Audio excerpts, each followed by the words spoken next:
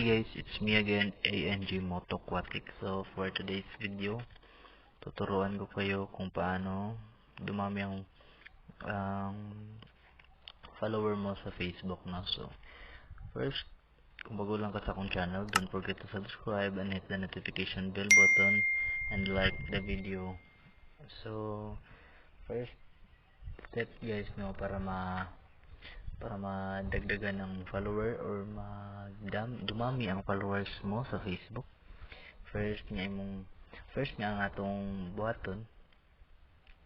First na ating gagawin is mag-join tayo sa follow to follow back Facebook page na. So need na to sali sa ganitong mga grupo guys, no. So katulad nito, post tayo, follow to follow. So, tignan natin guys, may mag-comment kung may mag-comment. So hintayin natin.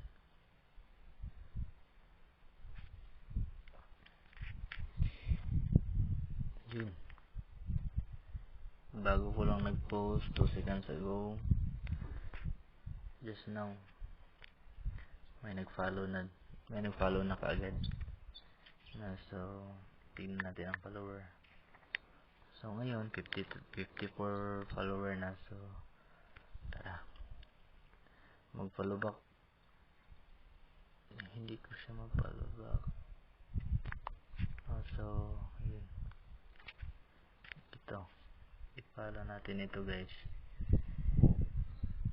Yun lang,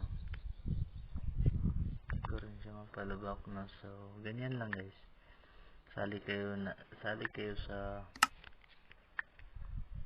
group ng follow to follow para dumami yung follower mo sa Facebook. So